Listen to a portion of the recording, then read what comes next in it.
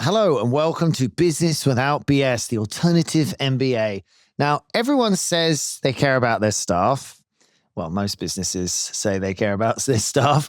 But when you strip away slogans and LinkedIn posts, what does that actually mean in practice? And is it private healthcare? Is it pensions? Is it flexibility? Is it helping people when life goes wrong? Is it just providing a safe, stable and inclusive environment? So we're here to answer some of those questions. So today on Business Without BS, we're talking about how businesses, especially SMEs, really should or could look after their people without bankrupting themselves. So I think there's a definite element of trying to be realistic. Obviously, we'd love to give everything to everybody all of the time, but it's a business, so it has to balance up difficult things. And I don't think it's about pretending beanbags are beneficial, although they are quite comfortable sometimes. So I'm joined by the very excellent Jessica Bass, employment lawyer. Yeah, of some repute, who's seen everything go wrong on the other side of the fence. Yep. So sometimes asking Jess questions is more like, whoa, she's like working in an A&E department. She sees where it goes wrong, which is really important. And Freddie Pattenden, who is a financial advisor. Hello, Freddie, who designs benefits that actually matters to employees. So we got the team here, okay? Let's start with you, Jess, on, what do you think when people say we look after our staff? What in 2026 do you think that actually means? So I think obviously there's the absolute minimums that you have to provide for people. So there's certain things that are set by law that all employers have to provide in terms of holidays. They have to provide auto-enrollment pension, certain levels of sick pay, and things like basic family leaves that everyone's entitled to as long as they meet those qualifying criteria. I think in terms of saying we look after our staff, generally it's mostly about listening and listening to what people actually want. That's going to vary massively across your workforce in terms of people of different ages, different areas of their lives that they're, the things that they're kind of going through. When you say listening, sorry to interrupt, that's very interesting because it's a great word. Just listening to them generally, or listening, you said, to what they actually want as benefits. In terms of what they actually want. I mean, some industries that are, ridiculously high pressure, for them, things like more holiday is going to be more beneficial. It gives them that time to actually switch off and turn around and come back and be better employees. Well, like if you take your first example, you make me think of, it's like if you're a deep sea diver, that's one of the most intense jobs in the world. Yeah. You're thousands of meters below and, they work for, I don't know, whatever it is, like 3 months on, 3 months off. They get a lot of holiday. Yeah, they get a lot of holiday. But there's an extreme example. There's obviously, the intensity with which you work has an impact on how much rest you need. Yeah, definitely. And also that will then impact things like, will private healthcare be useful? Probably, yes. If you're putting yourself in a situation where you might be exposed to more harm or that sort of thing, or even higher stress, having a healthcare program that's going to have employee assistance programs, things like that, somebody that you could talk to, is going to be really, really beneficial. Certain industries absolutely might not get the same. There might be different things that are more important. Great point. So, Freddie, what are your thoughts? Yeah, I completely agree. I think you've done my job for you there, Jess, which is always nice. It's always nice and easy. But yeah, I think, look, first and foremost, it's about compliance, being legally compliant, making sure that we're dotting the I's, crossing the T's on the things which actually do matter. They're going to keep us outside of jail, which is obviously massively important. It's then about making sure that we're getting good value from the benefits and things that we're actually putting in place for our employees.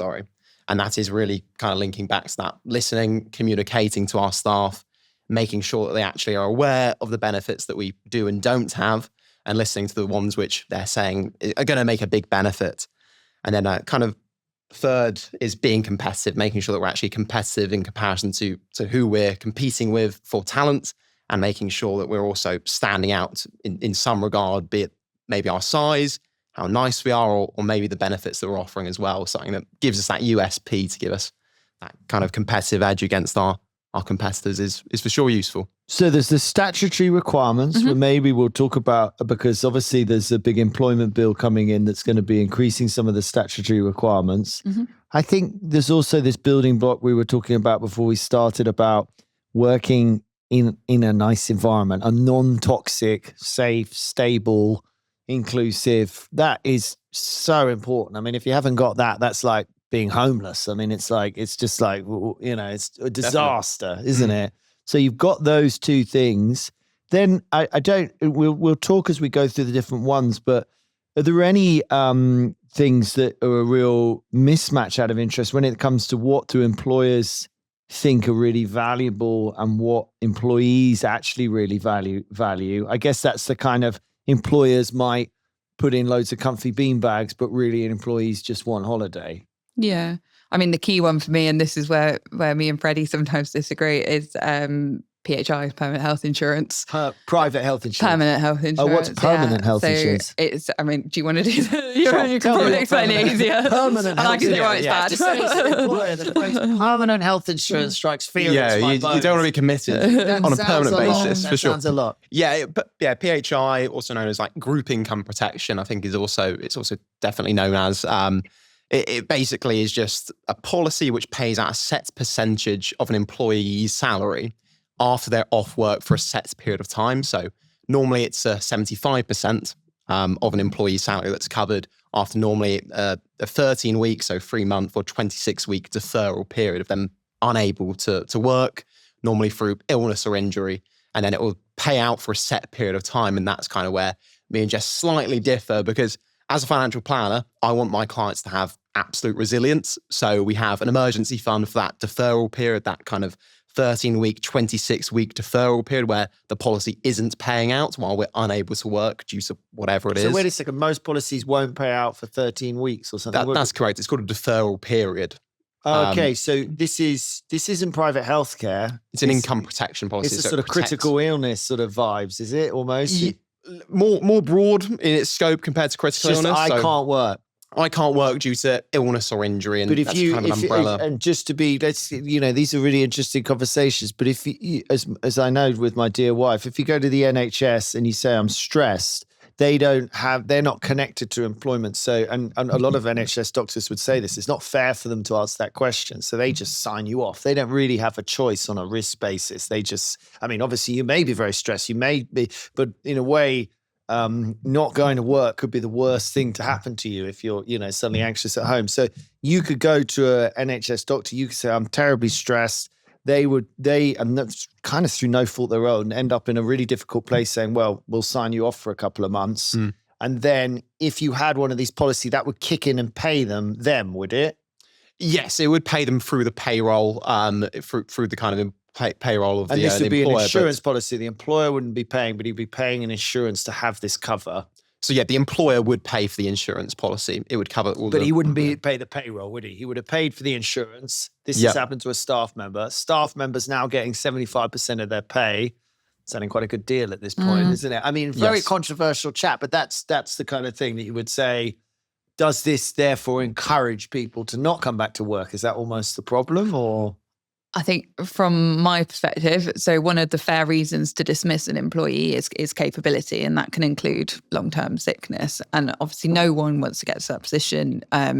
People don't hire staff to dismiss them generally. But when you've got somebody that's on PHI, that can go on for a very, very long time. And then you've got somebody there on your books that's still an employee, that's still building up holiday, that's still building up all their sort of normal rights and being paid quite rightly in that situation. But if you were to then take the decision to dismiss them, you're then in a situation where you're then depriving them of that insurance, because ultimately they're not entitled to that insurance anymore when they're not an employee. And is that when you have the concept of permanent, that even if they're dismissed? Well, this is where we kind of tailor it to make sure that it's compliant for our clients and also valuable for the employees. And that's basically looking at the payout period, the maximum payout period of the policy.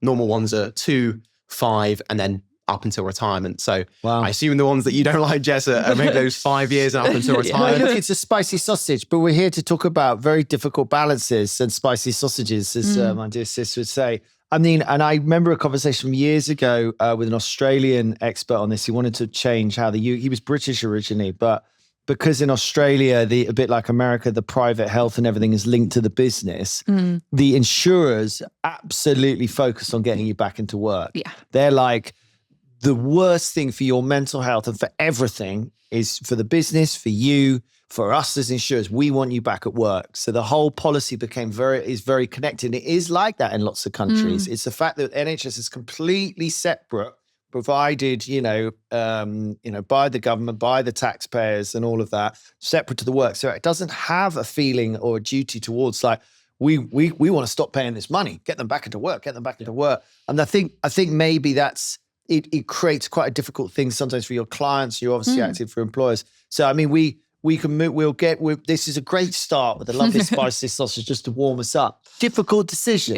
Yeah. But look, that's what we sit and try and do every day. It's a question for you as an employer. Yeah. It's a question for you, how much, because I gave a mean example to say, not mean, but just to say, someone could say there was stress, NHS signs them off, policy kicks in, employers ended up with an insidious position of sort of having to say, well, I haven't got anyone here. I need, enough is enough. And here was exactly the point that we're here to discuss. It's like, where are the lines? Where are my duties these days as an employer? How much do I have to look after you? Because traditionally the old school was, I provide you a job. That's what I do. I provide you an earning and that's it. That was, 50, 80 years ago or whatever. And it was like, people were happy to have work.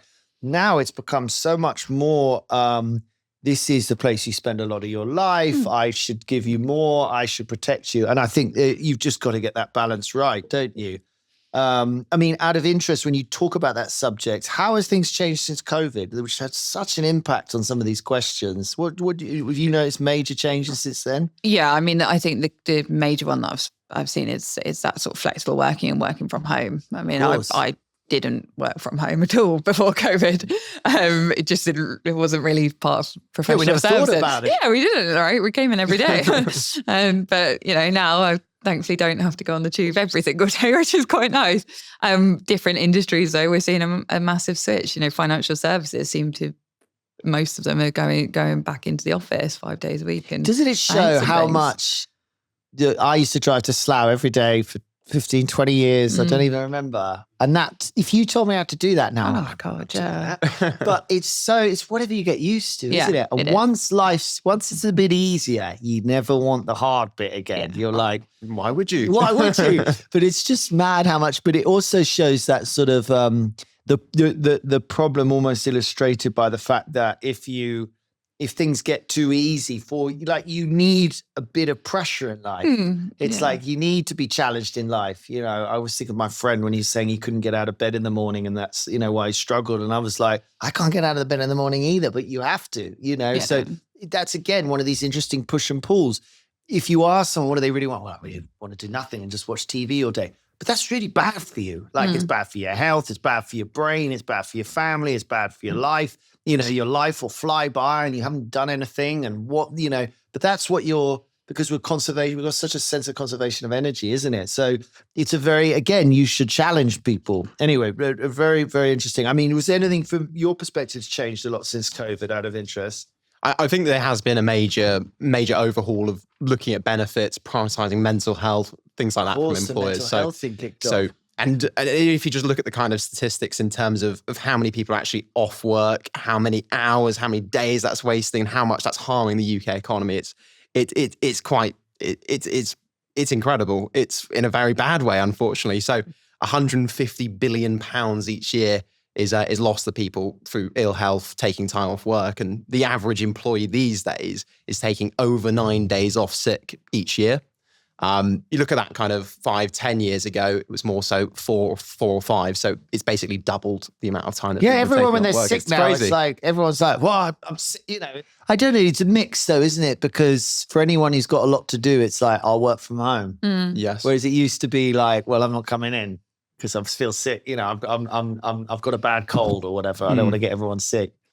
But that's the strange thing. So you would think that there'd be less time off because more people are able to work from home. They have that facility to be able to go, I don't need to take a full day off because, I'm maybe a bit contagious, but I'll stay at home. But weirdly, we're not seeing that. We're seeing the exact opposite. We're seeing that more people are taking time off. I do see that from my team, but they're like my PA and head of marketing or whatever, and they don't really have a choice because I'm bothering them still. Yeah. Well, yes, it's one of those things which is pretty bizarre, but it does mean that kind of effective immediately, the government, as employers, as advisors, we kind of need to be doing something because there's a huge amount of money being kind of missed out on. Yeah, and I saw those, the amount of people being sort of signed off long-term ill. I mean, there's just crazy stats that are going up and up and up. So that would lead me back to this thing again that, life isn't supposed to be easy. Life is hard. Life is difficult to get up. You've got to face challenges. You should be outside of your comfort zone. But we all had it during COVID, didn't we? It was like we all felt safe at home. We were like, I don't have to go anywhere. This is lovely. But, actually, it was like I realized little things like, listen to a podcast in the morning and on my way back home all week was actually a really helpful part of when I didn't have kids and I wasn't working and I was just sitting in a vehicle. This thing that felt like a waste of time was actually really valuable. Anyway, fascinating. Sorry. So let's do employment law. Come on, Jessica. So we're going to start with employment law. Roughly, what are employers legally required to do, and what are they morally expected to do? Yeah. So, in terms of legal requirements, full-time employee is entitled to 28 days a year annual leave as minimum. That can include bank holidays. So usually you see it as 20 days plus 8 days bank holiday. They're entitled to statutory sick pay, which at the moment is just over £118 a week. But that's once you've been sick for a while or something? 3-day deferment period at the moment, but that's coming down to day one, essentially, in April. Because tell us what the changes are coming. So the ones we know. That's great when you illustrate them there. So at the moment, someone's got to be sick for 3 days, then they've got to give you a doctor's note, and then they go to statutory sick pay. And actually, you're generally not paid to be sick, are you? No. So the first 3 days, is unpaid at the moment under statutory rate. So payrolls get adjusted. Payroll get adjusted, yeah. And so you weren't here for 3 days. Yeah, so. Unpaid, yeah. Yeah, okay. And then from there you get £118.75 a week. Goes up every year on the start of the tax year. Doesn't go up a huge amount. It's not going to, we're not going to see it go 5 times that or anything like that. I wonder if people actually realise when they're going sick that they don't get paid for sick days. I think people think that they do get paid for sick days. I think people do. And I think actually what I tend to see is most people in professional services and in those similar sort of roles, they do tend to pay for those. I was going to say, yeah. I don't think employers I know are bothering to adjust the payroll. And can you knock 2 days off, John, because he's been sick? It's too much effort. It's too much effort. I completely agree. The sort of the cost and the time of actually doing it generally is not really worth it. And actually, annoying your staff. Yeah, you're just denying your staff over 50, 100 quid, whatever it is, 200 quid. Agreed. Do you mind if I jump in there? Yeah. Because I disagree. I've got the statistics behind it. I love it. So let's say someone does take 9 days off a year. That's going to increase your payroll cost by 3.6% if you're paying them for that. Whereas if you just paid them the statutory, so you're saving 3.5% by not giving them sick pay. So that's obviously a massive amount of money, 3.5% of their total earnings. If you take 9 days off a year, that's 3.5% because it's 9 of the 252. Yeah. Wow. So if you reframe it that way, when you look at the other benefits that you could get for 3.5% of the payroll cost, well, it's actually massive. And you could enhance holiday by 10 days or so, 9 days. Would you rather... Well, you've also said, the NI actually didn't go up 2%. It went up quite a lot more than that because they lowered the threshold to $5,000 from $9,000. So I can't do it roughly in my head, but you could argue that, it affected employers quite a lot adding the 2%. But you could say, well, why don't you operate your sick pay properly? Yeah. And not. But don't you think, to Jess's point, it just irritates people? I think that, yes, it's a bit irritating, but... What would you prefer? Would you prefer 5 days extra holiday or would you prefer full sick pay? So you're likely to take more days off in sickness.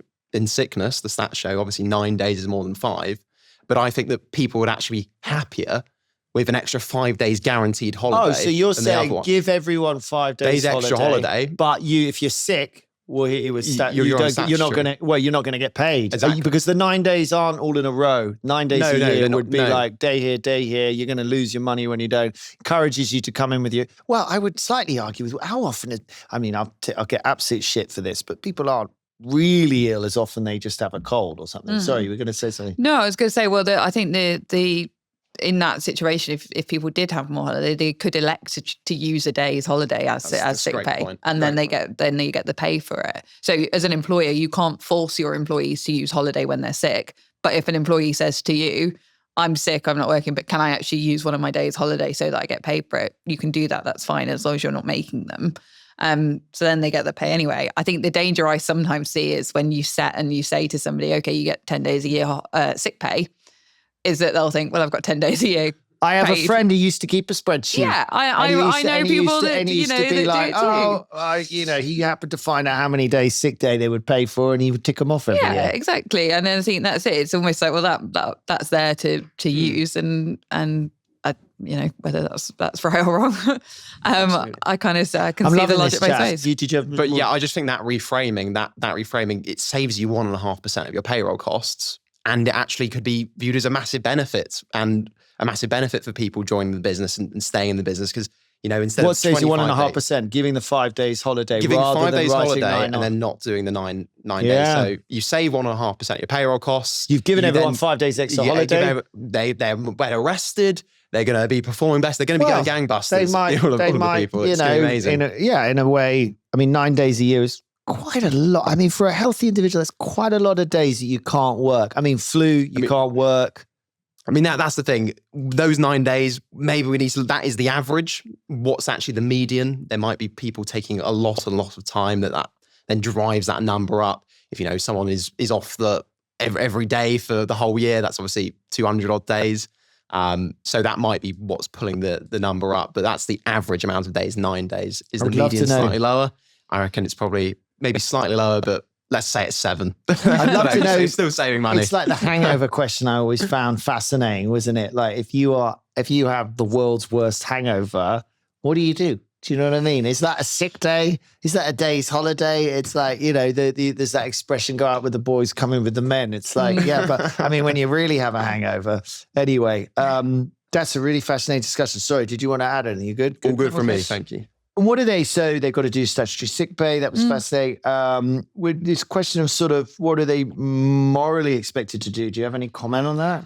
I think that's become such a tricky topic, doesn't it? I mean, morality is different for everyone. What matters to me is going to be so different to what matters to you, that matters to Freddie. Like, as I say, it's going to be different people at different stages in their life. I think morally, what as an employer that you should be doing is 1, complying with your legal requirements, 2, being consistent where you can. And I think consistency doesn't always mean treating absolutely everybody exactly the same, but it means having fair principles that you consistently apply.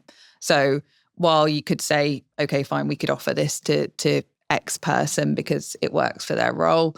Okay, we can't offer it to those, but those principles remain the kind of the same. And the overarching thing is that, yes, we can offer, let's say flexible working, for example, right? There's some roles that we know you can't say, yeah, you can work from home with them. It doesn't work, right? It doesn't work.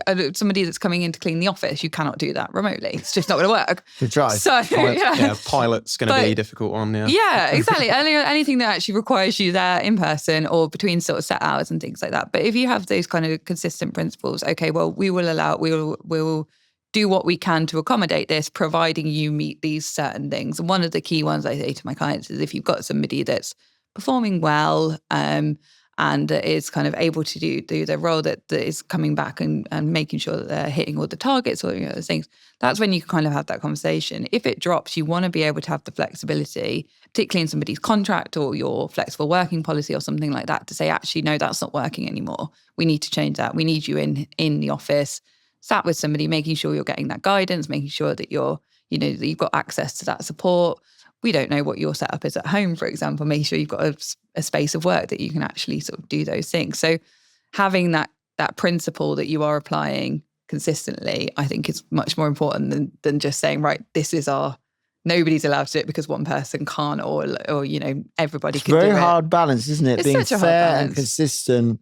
I remember having someone on the pod talking very well about, their view was that they will be more generous to the people who are really pulling their weight than less. And that's an interesting consistency that's very hard to do. Yeah. But it's like, in your team, if you're not a massive business, you're like, someone comes and asks to do something who's always putting in the extra. You're like, yeah, no problem. Yeah. And someone is not so much, now they want to go do that.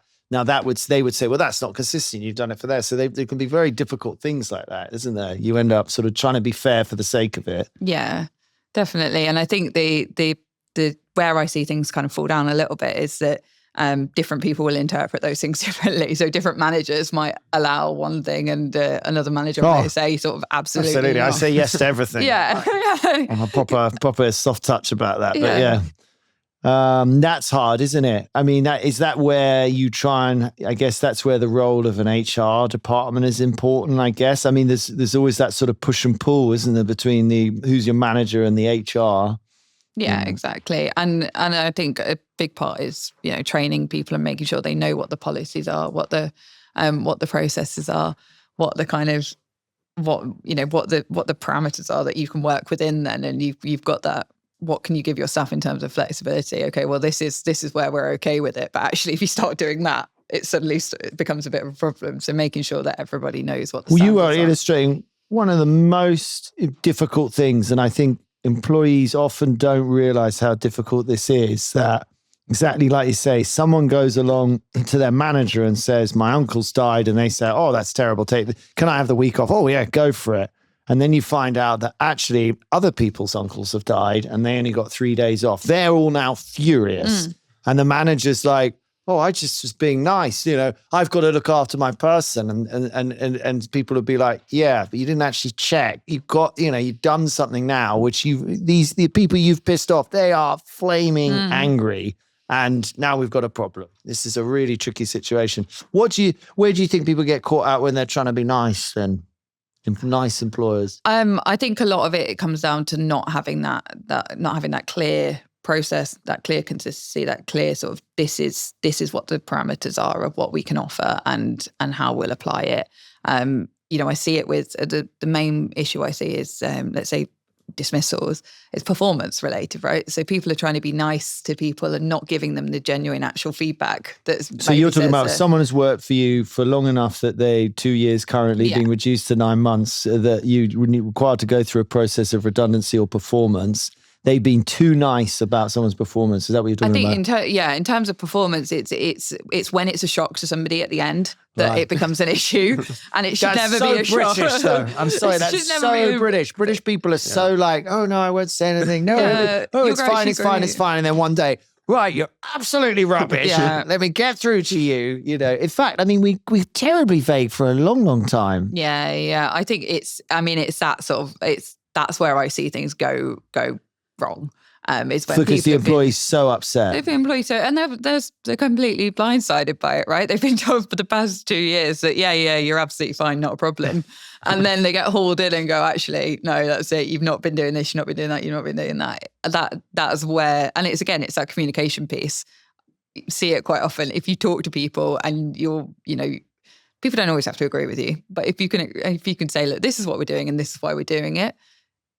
Generally, people are more receptive to that. It's when they don't feel like they've been told what's going on that they struggle. It's so difficult. I mean, I think we know all these things and they're slightly obvious maybe these days, but it's the management sound. It's the establishing with them that, you think they are a decent person. This isn't a personal thing.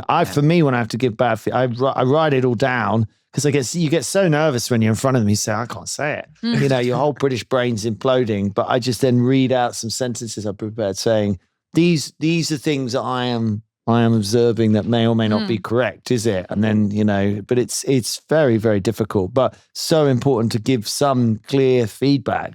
Yeah. And it's also, it's a kindness. Yes.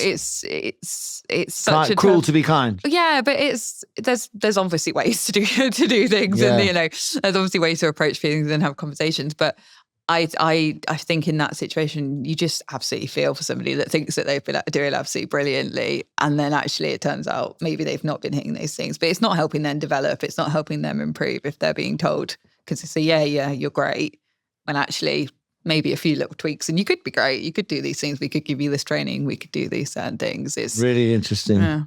I mean, this may be a question for Freddie as well, but any benefits that create legal risk if they're badly structured? I mean, we were talking, I guess, about one before. For me, the key thing would be in your contract, making sure you've got the ability to vary benefits, vary plans, withdraw them entirely if you had to. This is a really important point. People casually say, right, everyone can have X, everyone can have healthcare, everyone can have whatever. And then you, especially with the new employment bill, you won't be able to vary stuff. It's going to be a lot harder to make changes to certain provisions in contracts and things like that. But ultimately, if let's say you're having a great year and you sign up to a really expensive scheme and, health insurance scheme or something like that. And the next year your business starts going down, your premiums go up, and your alternative is to cut that or cut jobs. You want to be able to pull that. So what you write is in the contract, you say your salary's X and it's a privilege, not a right. Yeah, so you have a benefits clause that says this is you're entitled to be part of this, subject to the rules of the scheme. However, we reserve the right to amend, vary, withdraw this. And I'm sure I'll get shot for it. But actually, right now, before the employment bill has come in, that's going to make it extremely hard. I know everyone gets very excited about Oury Clark because that sounds terrible. That headline, I didn't know what it was until I think you or Ross explained it to me, and I was like, oh right, okay, no, that's an example. The Oury Clark rule is the example of we've either got to cut people or we could vary the terms of this contract and take a little bit of benefits away from everybody, and everyone keeps their jobs. That's going to become much more difficult. So now is the time, if you need to do it, to sit down and vary the contracts, isn't it? Sit down and look at your contracts and see what's in there and make sure that, these benefits. So it's one of those things that lawyers love. It depends on what the contract says and whether it's a contractual benefit, but you still want to have some discretion in there to be able to change things. Because the last thing you want is, those premiums to shoot up and as business to be thinking, we can't afford to do this anymore. We could offer, something slightly lower or drop down the cover or something like that. But so other than people being too nice and not giving good enough feedback as you go along, that ends up a bit of a car crash for people. When else do you think, is there any other thing else that when employment disputes really go wrong, or any other sort of obvious patterns of behavior? We're dealing with humans, so things always go wrong, right? So that's one of the wonderful things about humans, is that they're so wildly unpredictable. But I think incredibly sensitive. Yeah. I think in terms of that sort of thing, I don't necessarily think there's a particular thing that I think in terms of benefits tends to backfire. I think people can sometimes be tempted to offer absolutely everything, and you could offer absolutely everything, but ultimately if it doesn't work for your business and it doesn't work for the commercial realities, then it's not gonna, people are going to be disincentivized. So one of the things I see sometimes companies will offer is unlimited holiday.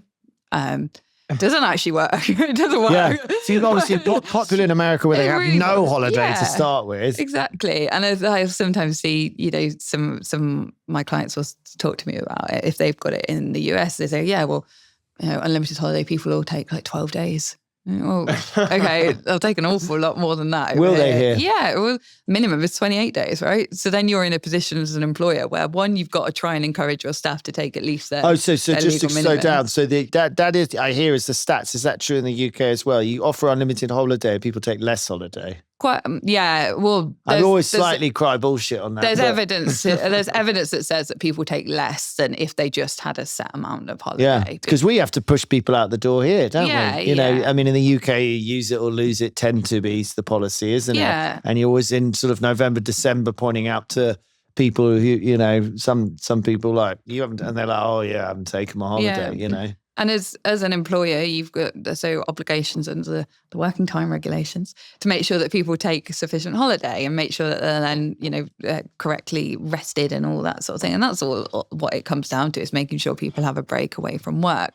So if you've got unlimited holiday, it becomes very tricky to, one, tracking it, two, getting people to take it. And then you'll always have somebody that takes way more. And then you end up in a situation in the teams where, okay, well, one of you's taken 20 days and that's it. And the other one's taken 3 months off and, gone wherever and that sort of thing. I think it's using the reverse psychology. I think it's one of those, you careful what you wish for. You vote for Brexit, you get more immigrants, whatever. It's like you always get the opposite of what you expect. And I think someone clever in America worked that out. That we say, well, I'll tell you what, tell them they can take as much as they want. And now they've got all the power, but they've got all the responsibility. And it stresses them out. And then they're like, yeah, but they're judging me now on this, how much I take. So I'll tell you what, I'll take nothing. But we know it's not a zero-sum game. We know that Sweden and France bases shut down in August, nothing gets done, but they come back in September on fire.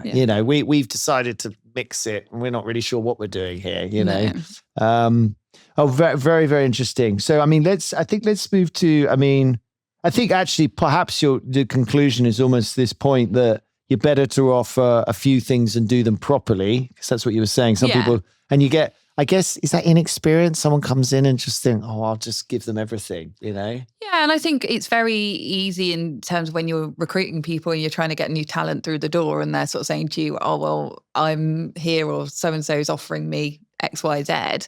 And somebody goes, oh, we can do that. And then you actually have to sort of look at it and provide it. And it becomes a little bit trickier then, doesn't it? Manage it. And, Yeah, definitely. Anyone can bring their dog whenever they want. 50 dogs in the office. I think that is specifically an SME issue because sometimes you are competing with, the big blue chips and they then go, well, I'm getting this, that, X, Y, and Z at this company. And I'm joining your smaller company. And I think some SMEs do feel kind of bullied into feeling that they do have to provide those extra benefits that they otherwise would have been getting at those bigger companies. And it comes from San Francisco too. It became this sort of talent war over there, wasn't it? They started providing food to everyone. And then that's for some reason just everybody knows about that, and everyone's like, oh well. I went to this office. I never forget going to Bloomberg in London. This is in 2000. And going in, and it was like walking into Fortnum Mason food halls. It was just like, what the hell? And everyone can have whatever they want. And you think to yourself, I want this. Why don't I get this? Fairness again, isn't it? And those San Francisco buffets, as one of our lovely clients said, we were like, oh my God, and they said, nobody eats it. We just have to do it because they do it across the road. Yeah. And it became this sort of war, didn't it? My partner gets it with his work. He gets all his food provided in the office. They've got a coffee shop and everything. Goes in all the time.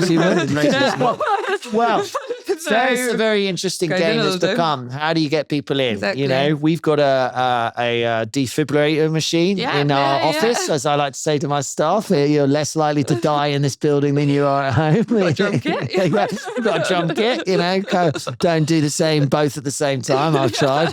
Very, very, very interesting. And I think you make this great point too that big businesses, of which there's only about 8,000 in this country, larger employers, they offer a lot of stuff because, with respect to them, and I'm sorry to say it, you're a bit more of a number in a machine, is how I see it. That's a little bit. It's a little bit of a less. It's a sort of I get all this stuff, and so to sort of I'm saying it all the wrong ways, but it's sort of slightly buying loyalty in that way. And we can afford to give it, can't we? In theory.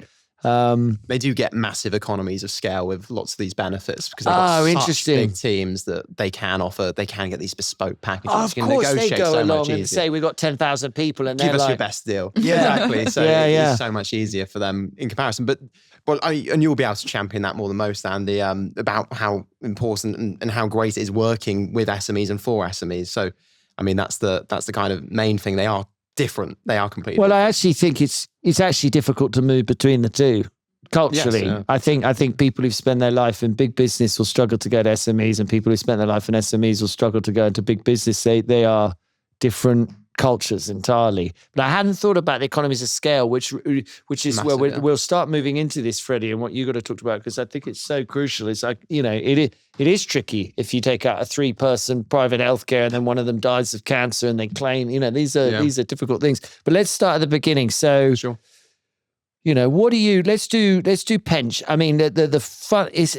I think that's probably now the most fundamental thing your employer's doing for you as a benefit, isn't it? A pension. Everyone provides. Yeah. First and foremost, everyone. 90% of employers offer a pension. 10% are lagging behind. But really, and not auto enrolled. I thought it was law. No, it's 10%. But they haven't got around it. Haven't done it. Wow. So if that's you, you should do it. Well, if that's you, there's some very rude letters from the pension authority somewhere, and there's penalties. Fair, yeah. So definitely get on that. So the auto enrollment came in, which I always thought was a silly name for a pension scheme. But the point is that all employees are automatically enrolled, and the minimum sort of 3%. But I think most employees probably don't understand their pension. Yeah, I would say that's more than fair. Most employees don't understand their pension is definitely a true statement. And a lot of employers don't either, to be brutally honest. So yes, like you say, there are the minimums of the 3% employer contribution and the 5% employee contribution. Those percentages are then normally based on one of 3 things. The first is total earnings, just unlimited earnings, all your commissions, your bonuses, your salaries, all that type of stuff. You then have your base salary, which is pretty common. And then you have your qualifying earnings, which is the statutory minimum. So a lot of employees will be expecting that 3% of their earnings are going to be going into their pension scheme from their employer. The reality is that most employers are actually structuring that using qualifying earnings. And qualifying earnings are earnings between £6,240 a year up until £50,270 a year. So instead of that 3% being based on your salary, if you earn less than £50,270, it's your salary minus £6,240. That's what the 3% is based on. If you earn over £50,270, it's actually based on 3% of £44,030. So you could be earning 100,000, 200,000, 300,000. It's going to be based on 3% of £44,030. Now, there's an element that we haven't discussed yet, which is a lot of this stuff. I think what employers value is loyalty, because retraining you, finding new people, it's a huge effort for a business. I mean, with great respect, unless your job's very simple to learn and things, it takes months, maybe years for you to get up to speed and be valuable to the business. So for me, I think that's some of the stuff we're striking here, isn't it? Initially, when you may enter a business, it would make sense to maybe not just throw everything, the cat and the dog at it, because if they've left 6 months later, is that fair? Absolutely. And that's what most employers do. They initially are on the qualifying earnings, on the 3% to keep costs lower. Your pension is going to be one of your most expensive benefits, if not the most expensive.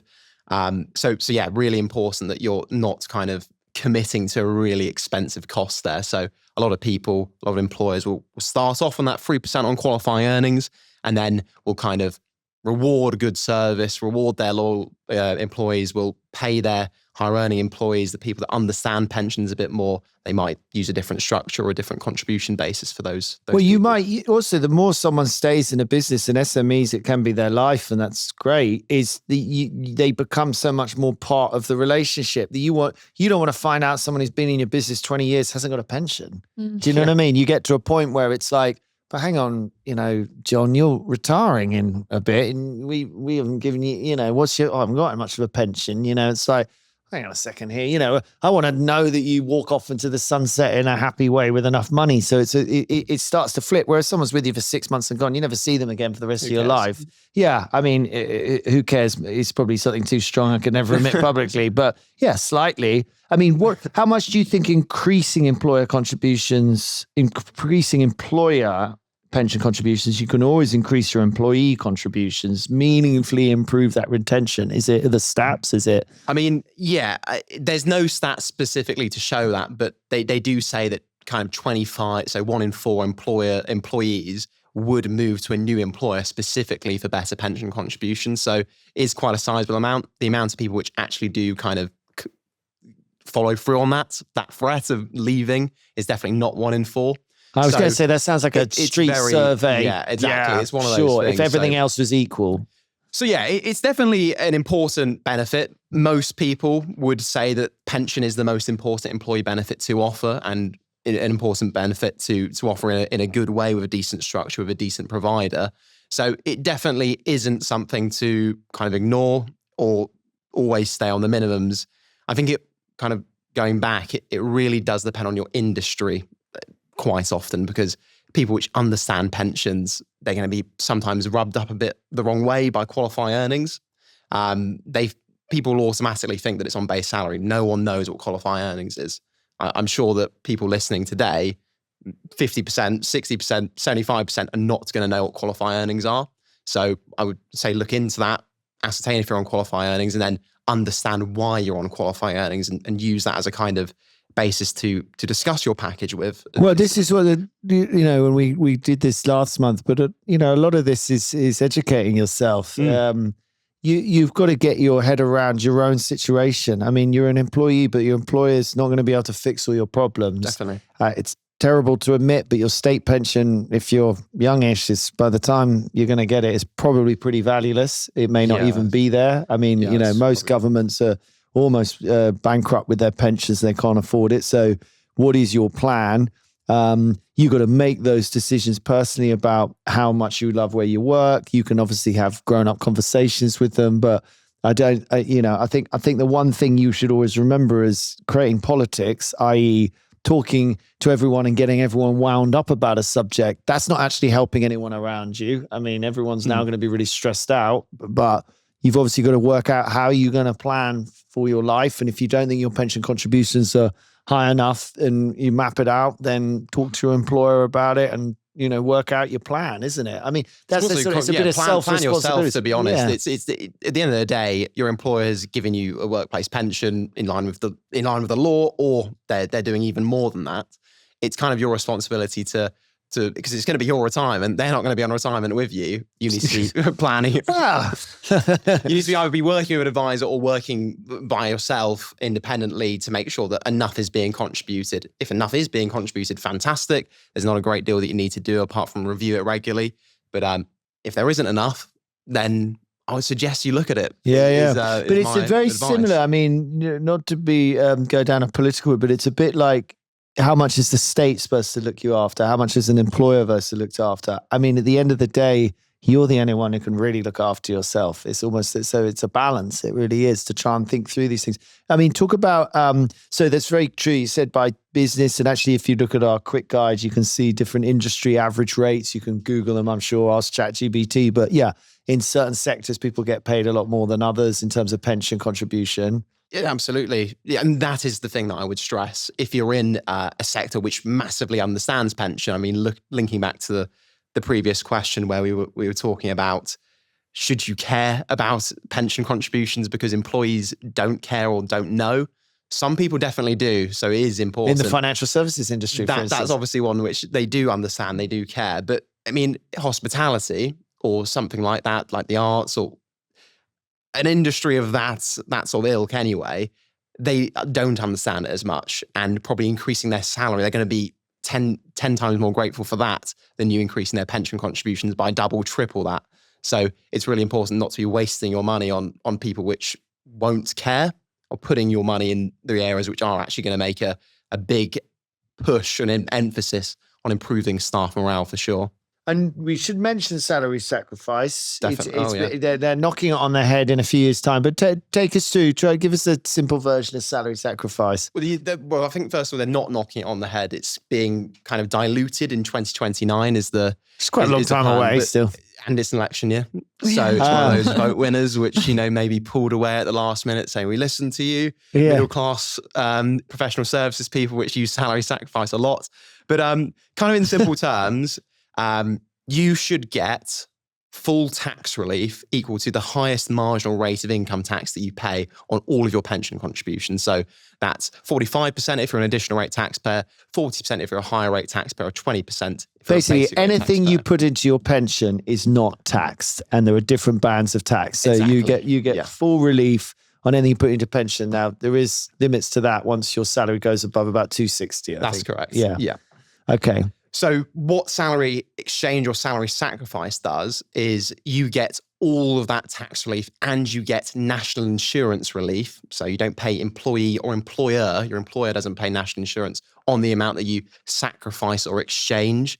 So let's say that someone is contributing in a normal way using a relief at source scheme, really jargony term. We don't need to really worry about it. But comes straight out of your payroll. It comes straight out of your payroll after you have paid let's just make easy numbers. You're normally getting £1,000 and they will just take it straight off the top line out of £1,000 and put £100 into your pension, basically. The pension provider will then reclaim 20% income tax relief from HMRC, and that will be paid into your pension as a bonus.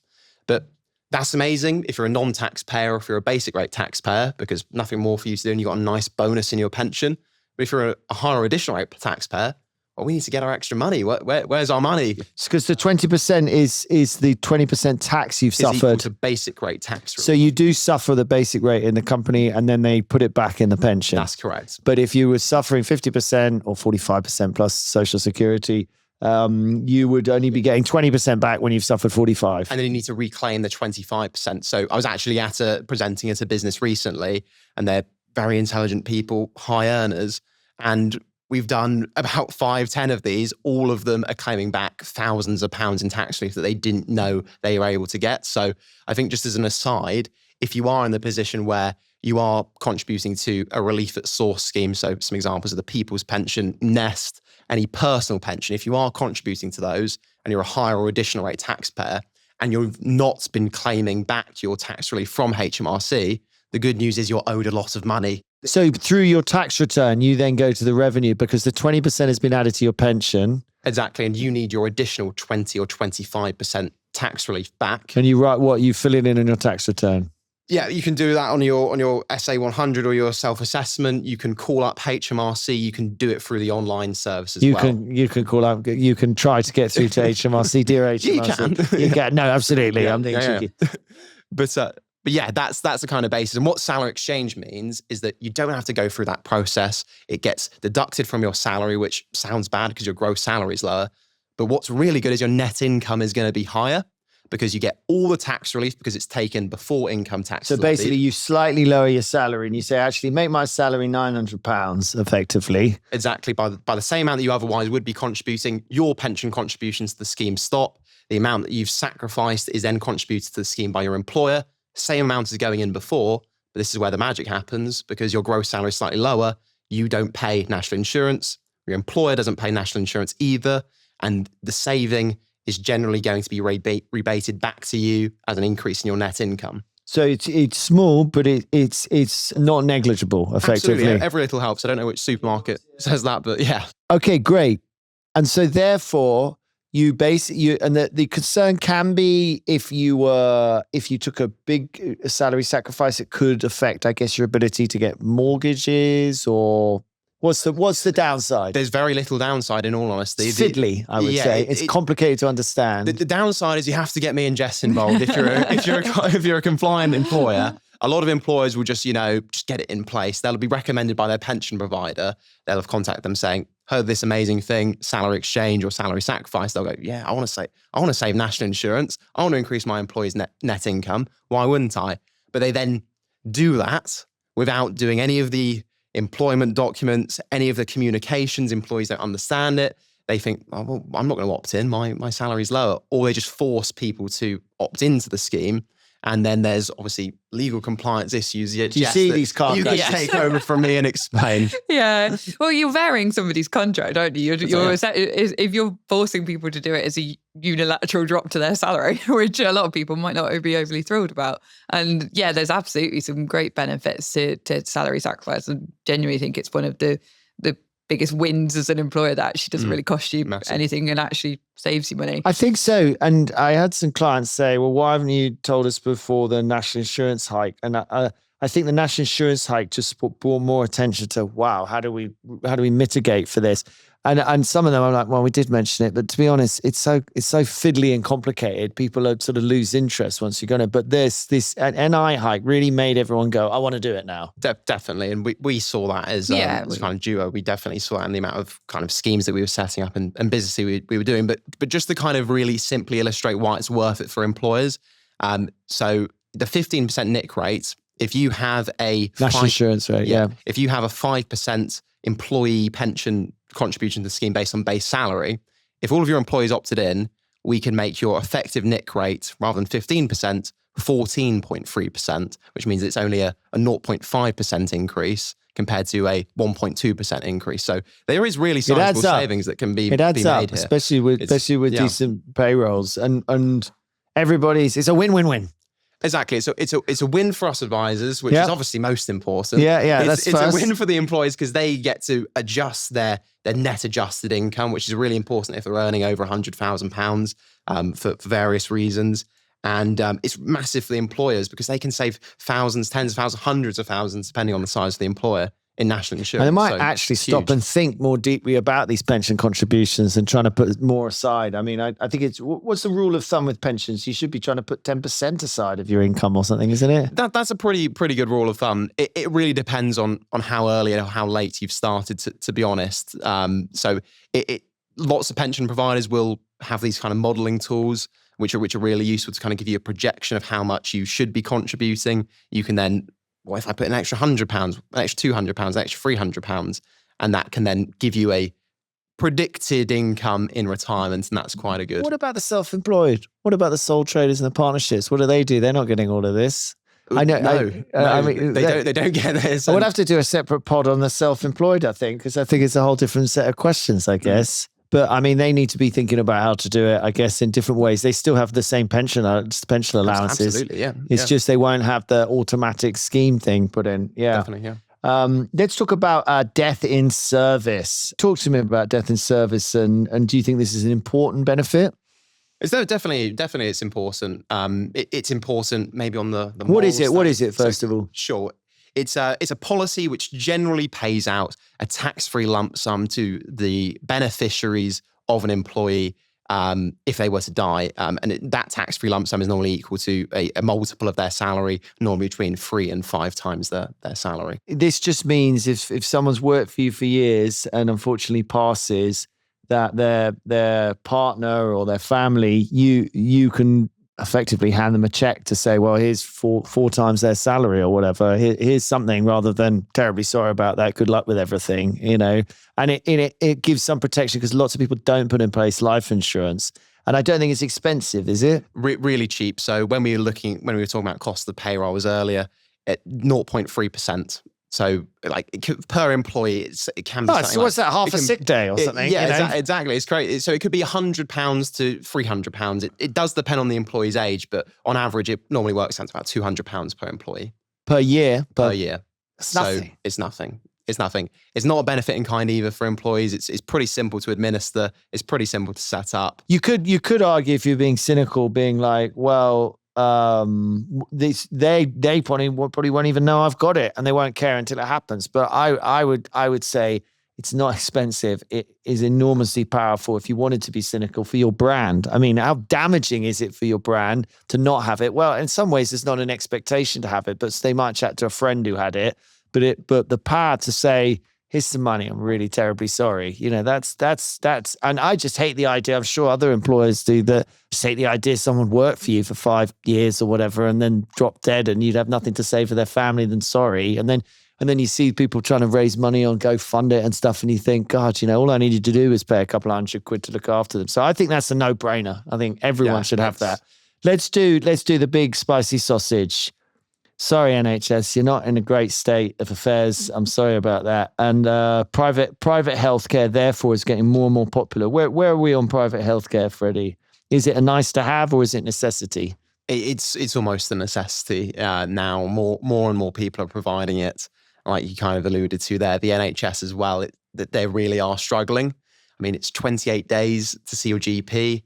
Can you imagine your staff not being able to see a GP for 28 days, not being able to work for X amount of worrying days because of that? The worried well, a very bad thing. And then you have these like presenteeism, it's called, where people are actually unwell. They've got massive back pain, but they are getting to work. But by no means are they effective or productive. So what presenteeism? They're turning up, but they're not presenting, but they're basically rubbish at their role. Yeah, they're in pain. So much pain. Yeah. Wow. And then you get into sort of, I guess the question about, you were raising it there. So Andrew Thomas, who leads your team, I remember him saying to me years ago when I was saying, you know, does it really matter? And exactly what we're talking about. He said, well, if it's going to take you 28 days to see a doctor and you think there's something wrong with you, by the time you see your doctor, you'll be in an absolute state thinking you got cancer. Yeah. And I know from my dear wife, you know, actually 99% of the time, the good news is you're fine. Yes, you know, it's like, I've read online, I'm absolutely convinced it's cancer or whatever. And they're like, no, actually, it's just this thing called blah, blah, blah, blah, and it's fine. And here's some pills and it will go away. And you'll just relax and it will fix itself. So that definitely has an impact. So the private healthcare can step in and give you a private GP appointment quickly. And I don't think that bit necessarily, that first step, that ability to see a GP quickly, I mean, that has an incredible, that is sort of dealing with sort of 95% of the noise, isn't it? Exactly. Nips it in the bud. Nips it in the bud. That's the key point. And then tell us more about these you know, benefits. Like there's a, you know, we talked about it before we did this, there's a raft of different ways of packaging these things. So tell me more about it. Loads of different ways. You have with these private medical schemes, there's tons of bolt-ons, there's tons of things that you can include on the policy to make it more tailored to your specific workforce. So you can have dental and optical, you can have therapies cover, you can have mental health cover, you can have the underwriting to be different to cover certain illnesses which people have already got. It really depends. And obviously adding these types of things is going to be more expensive, but they are what people are looking for. If we kind of look at the top 10 things which people want, the second most important is private medical. And then you have what's things the most important? Pension. Right. Pension most important. But the second most, 30% of people view this as their top benefit. That's private medical insurance. That's the one that they're looking for to be really quite comprehensive and with a top insurer.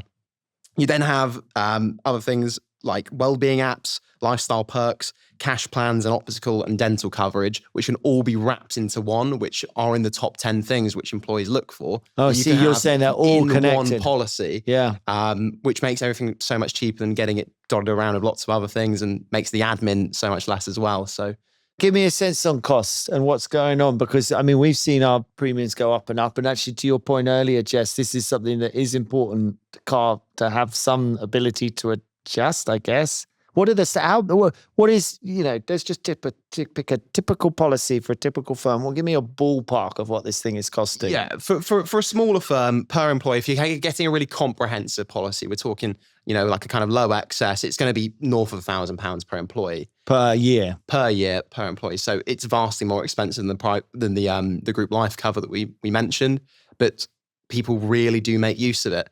The good thing is, maybe not the good, but the statistics show 5% of people die before retirement. So it definitely does happen.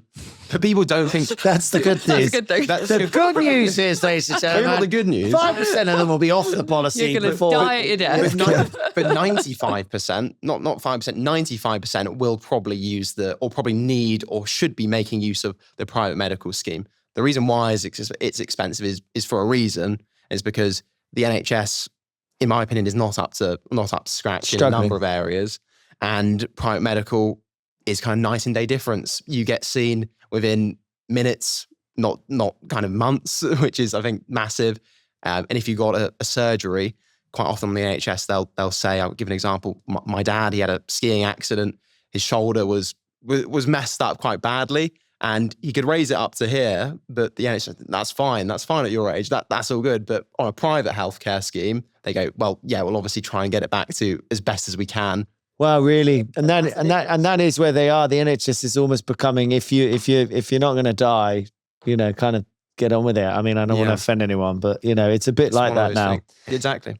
And actually, a lot of this stuff you're talking about, it's just being in tip-top health, isn't it? Who wants to walk around, they can't lift their shoulder up, Exactly. You can't play sports, can't do this, can't do that, can't help around the house even. It's pretty bad. Actually, that last bit sounds... Yeah. Actually, I think you probably quite like that. But yeah, there's all sorts of ailments and things like that which are important. But how much is it going up as a cost a year? It depends on the claims. So how much the staff are claiming? Is that what you mean? Depends on how much the staff are claiming. So if your staff are claiming lows, or if you really unfortunately just have people which have been very unwell, then you could be looking at kind of 30% increases, maybe even more, 40% increases. The average scheme with medical inflation, what we're seeing as a kind of team anyway, is more so between kind of 15 to 20%. Just because inflation. That's a lot, though. It's quite high. If you could do a little spreadsheet if you're an employer now, thinking, okay, it's £1,000 per person. I've got 50 staff, but then you draw that line of it going up at 20-25%, and let's say you're unlucky. That's where, Jess, it's so important to be able to vary the scheme. I guess you don't have to take it away. Yeah, you don't have to, and I think a lot of the time employers will see that as a very last resort. You don't want to take. It's easier to give something than it is to take it away. Yeah. So if you can make some tweaks to it and it's still sort of what tweaks effective. do you do? You increase the excess. Kind of water down some of the benefits. So there's like outpatient cover, which is the amount of things that they can spend on kind of physiotherapists and things like that. So you can also cash plan it. So there's an allowance instead of a kind of unlimited you as a benefit. business can say, we're happy to pay up to 50 grand or whatever it is. Yeah. So within the policy, the insurer will go, this is kind of a limited version of that. So they're well aware that these policies are getting a lot more expensive. So there's tons of ways that you can tailor a plan to make sure that it fits your budget, whilst also making sure that it's kind of directed towards your staff. And you told me that the excess you don't have to pay any excess to see a GP. They're virtual GP. You don't have to use the excess, no. So even if you have a 200, 300, 400, 500 pound excess, you can still see a virtual GP that day. And that's, like you said, that's a big part of it. It's a massive part of it, yeah. Just to get that sort of calm and reassurance. I mean, I dare mention it, but it's not for me to advocate, but I do think I was always so concerned about how do you fix the mental health thing. Everybody needs support and there just aren't enough therapists, and therapy is expensive. I don't know if anyone's been in it recently, but you start to be like, my God, this is quite expensive business coming around, So therefore it's a thing that it's okay if you're rich and stuff. But I do think, and there's all these scare stories and everyone says you shouldn't, blah, blah, blah. But, certainly within my family and friends, the AI, it steps in as a very helpful thing to bounce problems off, to sort of help you. I mean, it being so nice to you, but anyway, I mean, it's an aside, but I wonder whether that's going to help with some of the noise as well. Like seeing a GP, some of that is just getting a sense of something, isn't it? And I think the Dr. Google, as they used to call it in the profession, living with a GP always gives you this inside knowledge, but now it's Dr. AI, but actually AI is better than Dr. Google. It's definitely a better, and diagnosis.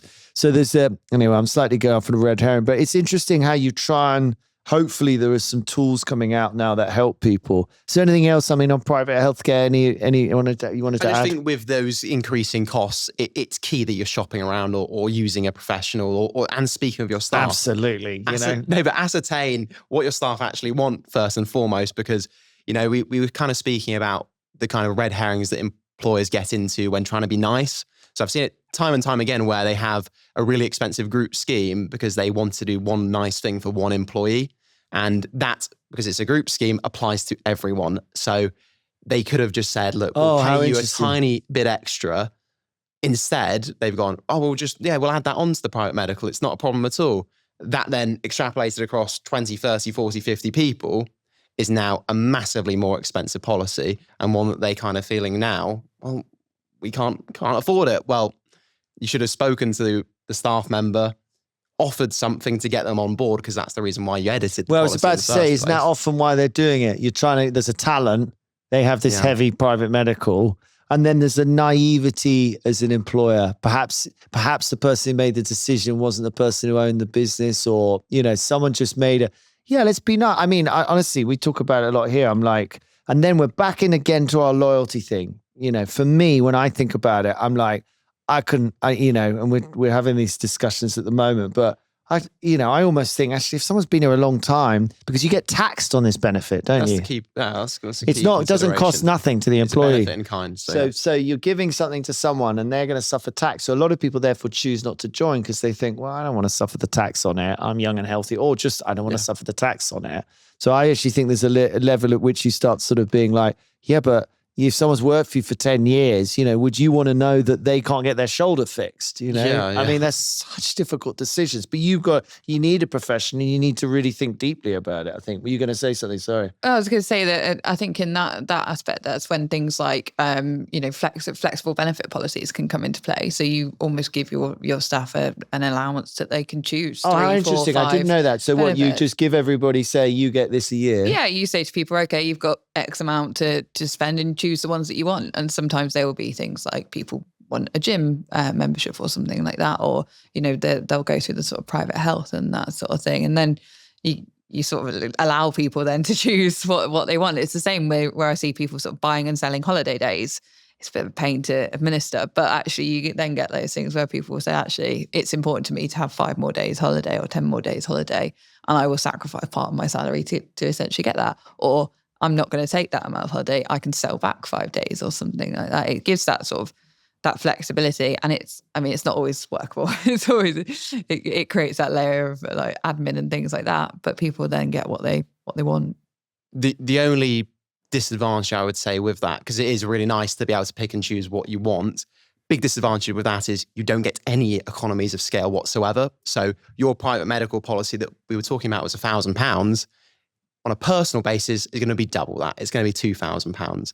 So it's massively important that you kind of do stress that these policies are really good value. Whilst, yes, you are paying a benefit in kind, you are paying some tax. Even if you're a 40% taxpayer on a £1,000 policy, that's only costing you £400. If you were to get that on a personal basis, it's going to cost you £2,000. So it's going to be 5 times as expensive getting a personal policy. That's kind of only disadvantage, I think, with those. Yeah, because it's the nature of the herd, isn't it? If you've only got 3 people it's in a business, then the chances that something serious happens to one is in theory the same, but it's not, because it affects things so much. Once you've got 100 or 1,000 people, all the mathematics change so much.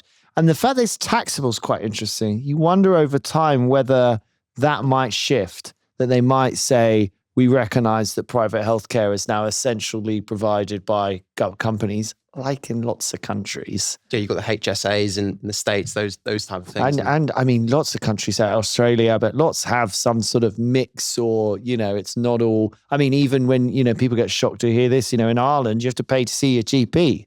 I mean, I think it's 80, 70 pounds or something, it's a decent sum of money. And there are these problems here that because there is no friction to see the GP, and again, you can talk to GPs about this, there are some people who do clog up the system, who are there every day wanting to see a GP. Now, that paying some money does affect these things. So we think, lots of people have a sort of free healthcare service. Ours has been exceptionally generous. It's and unfortunately, there are problems with that. I'm sorry to say. Moving swiftly on. Anything more on this spicy sausage? It's just spicy sausage after spicy sausage, isn't it? The last thing I would say is those renewals can be chunky. It's important that you shop around, and that's really quite key. Shop around. So when they go provider. up, have a look around. It's like, it's semi like car insurance, travel insurance, all these things which auto renewal with some ridiculous premium, but they then go, if you're leaving, we'll massively reduce that, which is what we do for our clients. Don't they have the problem that they won't accept preconditions, these schemes? Yeah, if they're on a moratorium-based underwriting. Well, what's that mean? So another jargony word. So moratorium underwriting essentially means that they won't cover conditions that the employer suffered from in the last 5 years until they've been a policy holder for at least 2 years and not suffered from the condition for at least 2 years. Wow. So moving schemes is the right thing to do, but actually you may not be able to. You can get continued medical underwriting by switching scheme generally. So you don't need to worry about that kind of issue. Okay, so normally you can, because they're all competing against each other. Yeah, they'll take on the scheme and say, okay, what have you got? They were claiming for well, this I've got this bloke with this dodgy shoulder. And it's like, okay, well, we'll take on the dodgy shoulder and we'll price it.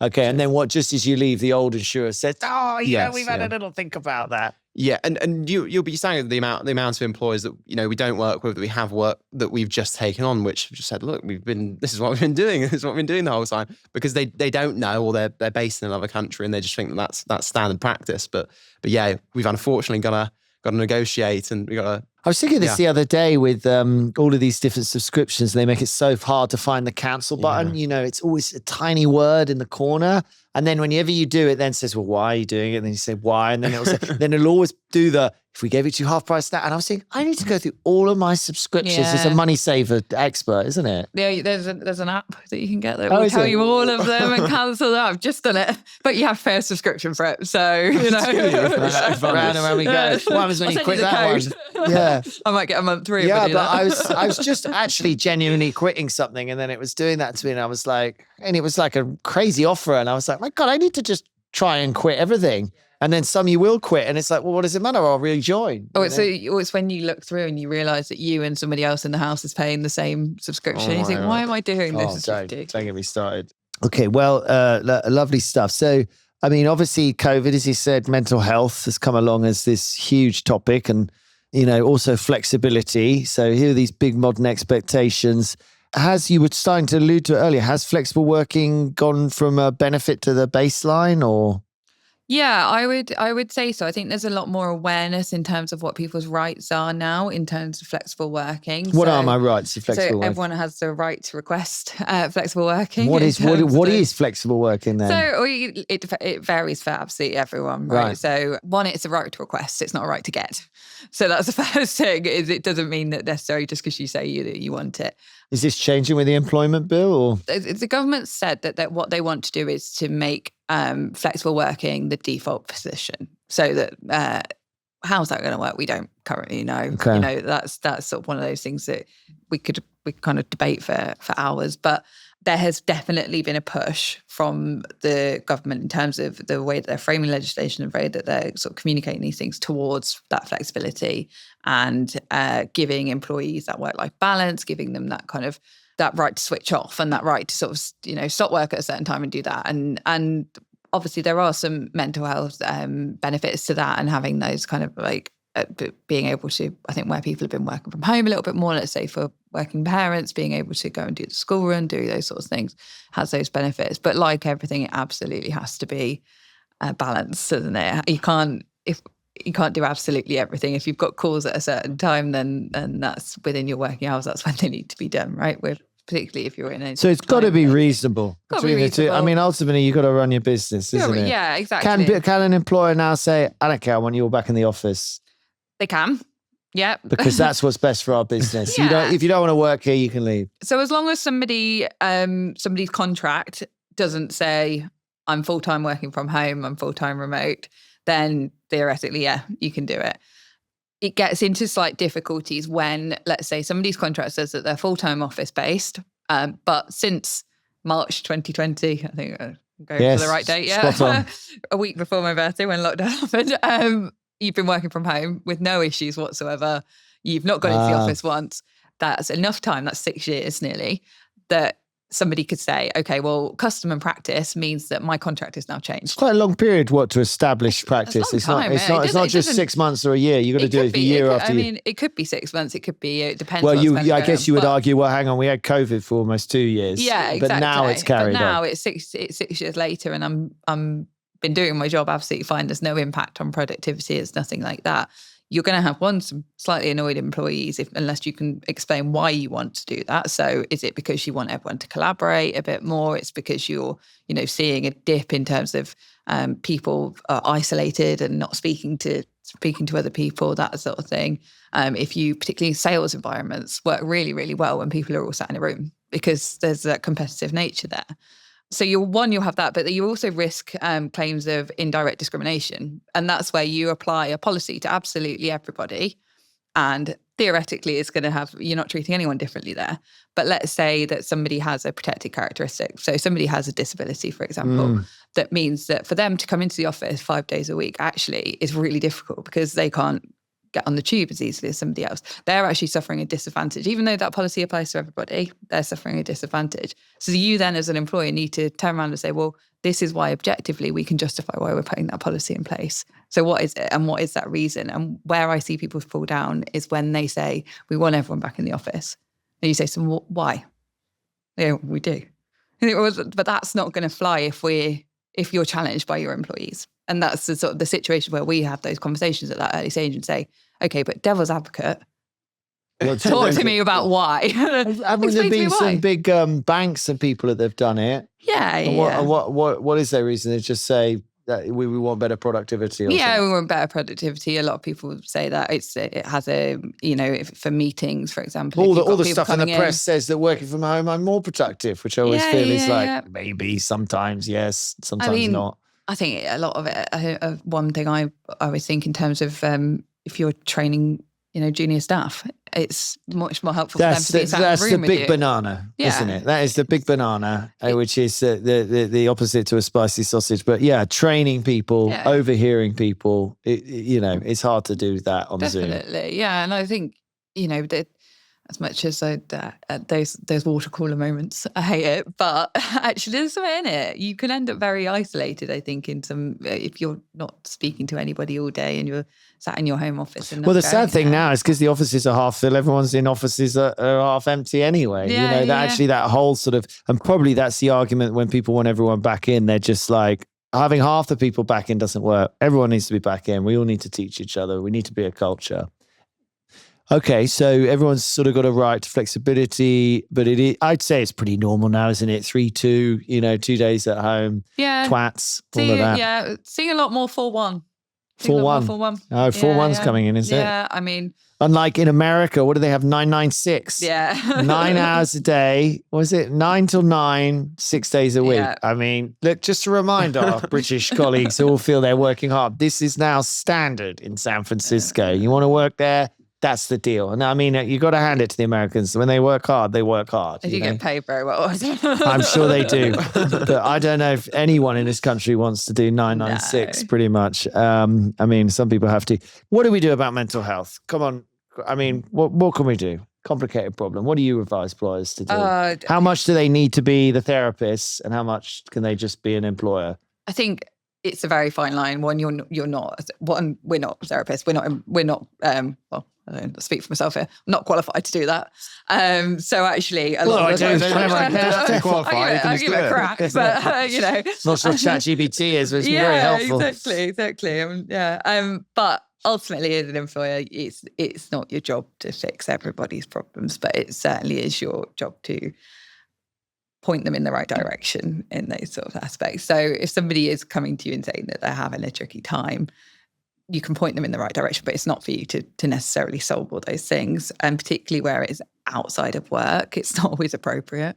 Because it could be personal issues. Could be personal things. I mean, the one I really feel for too is, and it happens to our staff. I mean, I've suffered the sort of burnout kind of, and we don't, people don't do crazy long hours here or anything, but you get people who are very conscientious, who work very hard and diligently, who take, really want to deliver well, as in they're not very flippant about their work. When people care a lot about their work, and then they can just become sort of overwhelmed. And I'm very sympathetic with that, about how you need to take a moment, get some countryside. And as an employer, you've got an obligation to provide a safe space of work for people, and that includes in terms of their mental health. So that is your obligation. As long as you're doing that, you do a risk assessment, for example, on those things. Check, are people working 9-9-6? Is that what you kind of want people to be doing and checking up on that? But ultimately putting in place some of those benefits, those employee assistance programs, that sort of thing, where they can actually talk to somebody that's qualified to help them. Okay, so let's go into sort of a closing arc, I guess. I mean, it's obviously difficult necessarily for SMEs to compete with the big corporates, as we said, but let's do Freddie. What would be the one benefit you think really could change staff morale, or what's the most valuable benefit in your opinion? I personally think PMI, when it's implemented correctly. PMI is private medical insurance. Private medical insurance. Look at you with your acronyms. Very good. Yeah, PMI. I was thinking this also means that it's a measurement of weight to height or something, is it? Almost PMI. PMI, there we go. I think PMI or private medical insurance is the one most important benefit, because whilst everyone's got a pension there. And if there are funding issues, then you can kind of rectify that yourself in a pretty easy way through something like salary exchange. But you can't easily, like we discussed earlier, get a like-for-like private medical insurance policy in place. No. And if it's not in place and they have a problem, you can't add them to the scheme. So it reduces the amount of sick days that they take. It increases their productivity. It makes it easier to recruit, and it makes it easier to retain. That sounds pretty good to me. Just think it through. Spend time with you or a professional, talk to your employer and think it through deeply as an employer. Be, I guess, clear as you can with the communication. Speak with just anyone that knows what to do in the market, has a good grasp of the market, and research from there. Go to a few different providers, get a range of quotes. You don't necessarily have to get the most expensive options. Just speak with your staff. Get a policy that's pretty cost effective, that's going to not break the bank in place, and then communicate that to your staff. If I would be cynical, because obviously in your role, you want people to buy the biggest policy possible, isn't it? So getting a good advice requires, and we try as a business to put everyone together so we get this balance. But is it true to say if they just go to a financial advisor, they'll try and sell them a big policy? Does that make them a bad advisor? Or it definitely makes them a bad advisor, because they're a salesman, not an advisor at that point. The point is that the employees aren't our client.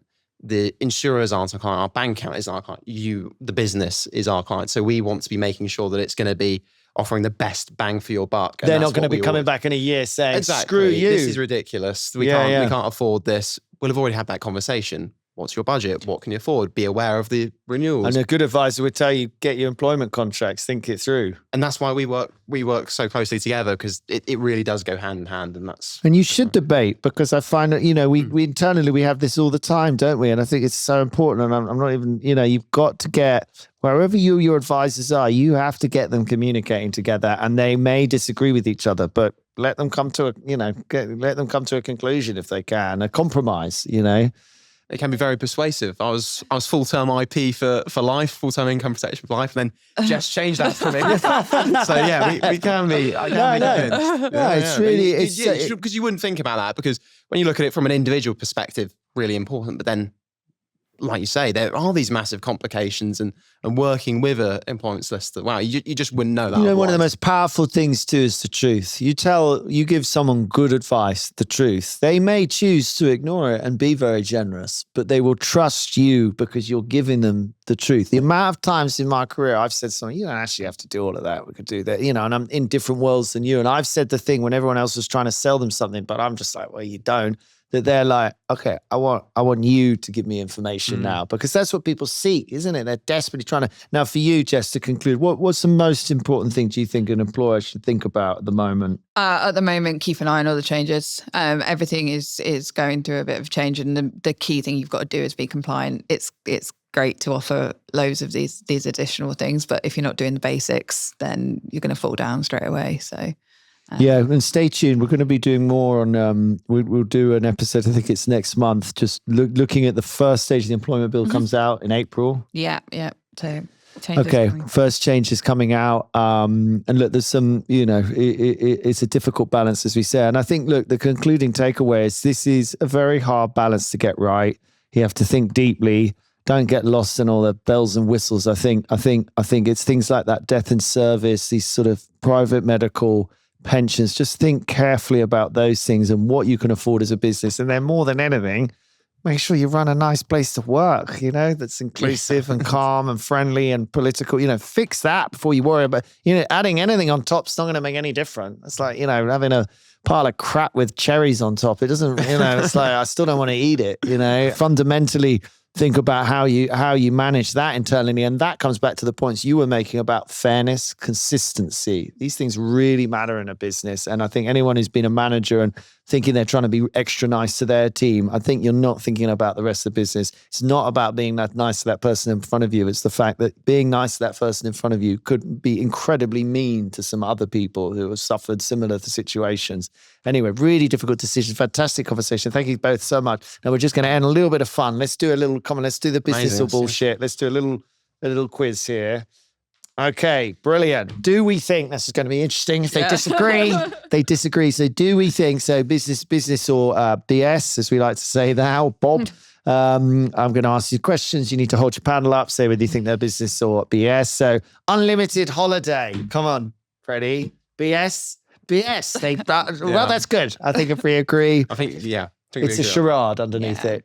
Yeah, it's woke nonsense. I love it. Private healthcare for everyone, business or BS? Yeah, okay, we're liking it. This is very good. If you disagree, of course, we're going to have a fight. Yeah. Enhanced maternity, but not paternity. Interesting, is it? Yeah. So, wait, let me read that slowly. So it means, increasing paternity. We didn't even talk about it today, so this is a good opportunity. So this is statutory maternity is, I can't even remember, 90% for 6 weeks or something. Yeah, and then 187. And then what's the general standard now people are sort of going for? Generally, people will do full pay for the first 6 weeks because it doesn't really cost a business that much. Sounds a bit better. Yeah, it sounds a bit better. It sounds a bit nicer. And actually, you recover majority of statutory maternity pay through your payroll, depending on the size of your business. You can reclaim either 92 or 103%. I'm going with. Might be wrong on those figures, but quite a lot. So generally, people do that, and it's a nice sort of to have. But ultimately, depends on your size, depends on your staff, depends on what you want to do it for. Are you doing it for retention because it's if you're hoping to have people through the lifetime of their career, it's going to be through their lifetime as well, and there'll be changes that people have. But my view is that I think we touched on this very briefly, Andy, previously about as a business, if somebody does go out, it does cause a slight amount of disruption. Particularly on maternity leave, it's a lot longer period than a statutory paternity pay. If we change that and sort of couples where it's male, female, if both does it tend not to happen at the moment? People tend to enhance maternity, not paternity. Is that common? Sometimes, yeah. I mean, generally, obviously, you can't ignore the impact that going through that process, bearing through pregnancy and birth has on a woman. So, absolutely, yes, there's an argument that they should always have a slightly longer period, but having the opportunity for people to take the longer period as a father and that sort of thing starts to reduce the time that everyone's kind of out of that business, and theoretically it reduces that disruption if both parents have got the opportunity to take the time off. And that's great. I mean, you're always saying it like I'm going to launch in and be like, no. I agree with you. Yeah. I mean, I'd always give the example of Iceland, which has a policy that they force the man to take 3 months off. It's sort of, I think it's 3 months for the lady, 3 months the man. And I mean, I think that would strike fear into my wife's heart that I would be in charge. But I think that's such an important experience that I would actually sort of spend 3 months with my kids being a dad or being a mum in that sense. So I'm all for it. And I think what you're expressing is something people feel very strongly about, and I think that's fair, is that equality could only really come out, having babies has a big impact on someone. The more we allow the man to be able to, it depends on your relationship and what you want to do and who's earning money and a million questions, isn't it? If one of you's earning much more than the other. I mean, it could be exactly that instance is actually where you see it. I've got a best friend like that, big up Chris, but it's, you can have a situation where one person, the mother is actually earning the majority of so they can't afford to. And then the father's got to be mummy. I mean, this conversation is getting really confusing really quickly. But anything that an employer can do to allow and encourage that. Yeah, definitely. And I mean, there's shared parental leave at the moment, which you can do. And it basically means the parents can split the maternity leave between them. And if it's statutory, you get the statutory rates. But it's been made so confusing that the take-up has been really, really low. Really? It's so incredibly confusing. I thought it was just you could just equally take whatever you wanted. It's an absolute pain. I try, I'm an employment lawyer. I've been 10 years qualified. Working through the legislation is so for paternity, confusing, for shared parental leave. But most people don't tend to take it up because it is confusing and it's not, it's not really they don't see the benefit of it. Yeah. And for anyone who's been trapped alone with a baby for even a couple of hours, they'll start to think they wanted to be back at work anyway. Oh, yeah. Why do you think I disagree? Yeah, what do you feel on this? Yeah, I think when you're looking at benefits, I think there's kind of a few main things you want to be looking at. You want to be increasing your ability to retain your talent, being able to recruit people, reducing absenteeism, and then improving your culture. And I think when you're actually looking at that policy, enhancing paternity pay, do blokes really look at that? No, they don't. No. I think it's a really. I think the reality is we want policies that cater for everyone, and I think you're right. The majority of the situation, probably a lot of men aren't really. They'll do their 2 weeks, but that's the sort of old world. But I think your argument would be, well, if you don't allow for this balance and this opportunity, then you're not allowing for people to change their habits, change their, And there are a lot of things that we fall into out of practice. I mean, I look, most friends I have, the boss of the house is the lady. They have shock and horror, including my wife, at the thought of leaving their husband in charge for a few days. I mean, there's some very funny film, an old funny film I can think with Michael Keaton in it. When he's in charge, and it's sort of chaos everywhere.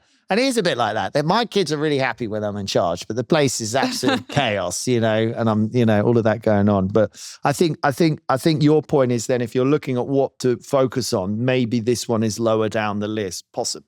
That would be your argument. Yeah, I think it's good. It's a good thing to have, but I think if you actually look at the cost things, in my opinion, there's better bang for your buck elsewhere. Better bang for your buck. Yeah, I agree. And I think actually, it all comes down to commercially what you can do.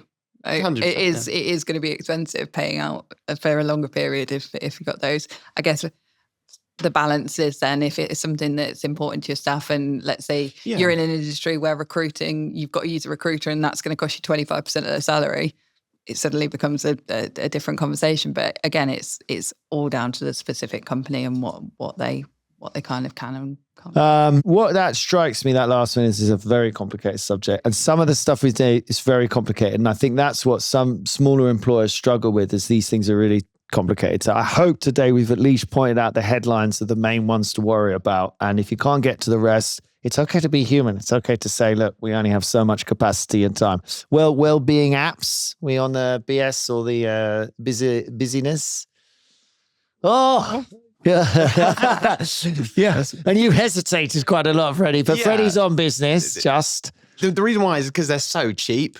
So you might as well. It's like, it's not. I think ChatGPT's a Wellbeing app, frankly. It just keeps agreeing with me. It's so cheap to add these EAPs, these Wellbeing apps, these additional services onto a PMI scheme, for instance. And a lot of these Wellbeing things are also included for free on the pension. There's financial wellbeing options. We offer free financial wellbeing services as well. There's tons of free things. You might. I mean, if anyone needs help with it, you offer a money mentor to help educate people. But I mean, we did the app during COVID. I remember dear Hugh, who's passed, but he was very, very enthusiastic. But no one really used it. Is the truth of it, and that's the uptake again, isn't it? You got two people. I don't think they're amazing. I don't think they're very good, but they're very, very cheap. Yeah, so. like bad chocolate. Anyway, let's do one more. So, death in service. Let's end on death in service. What do we feel about that? Business. I love it. Well, thank you. Thank you very much, Jess. Thank you, Freddie. I think you've been brilliant. And I hope you've really found that useful. That has been this week's episode of Business Without BS. And we'll be back for some controversial, hilarious chat as soon as we can. Thank you. Take care.